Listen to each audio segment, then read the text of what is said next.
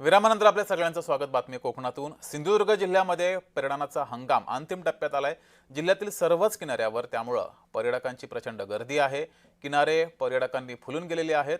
या पर्यटकांसोबत बातचीत केली आहे आमचे प्रतिनिधी सुरेश कोलगेकर यांनी। पाहूया।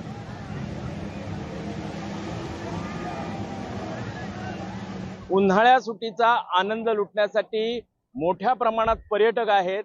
ते सध्या तळ कोकणाला पसंती देताना दिसत आहेत। मी मालवण येथील दांडी किनारी आहे आणि इथे दांडी किनारी पाहिलं तर सध्या पर्यटकांनी हे पूर्णतः फुललेलं पाहायला मिळतंय। संपूर्ण जी किनारपट्टी आहे ती देश विदेशातील पर्यटकांच्या गर्दीने फुललेली पाहायला मिळते। इथे बघितलं तर सध्या हे जे पर्यटक आहेत ते येथील सागरी जलक्रीडांचा आनंद घेताना पाहायला मिळत आहेत।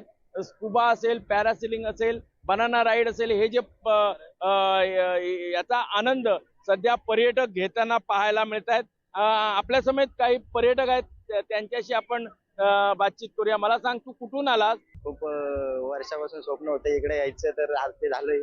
काय काय एन्जॉय केली? मी स्कुबा ड्रायव्हिंग केली, ते बनाना हे केलंय।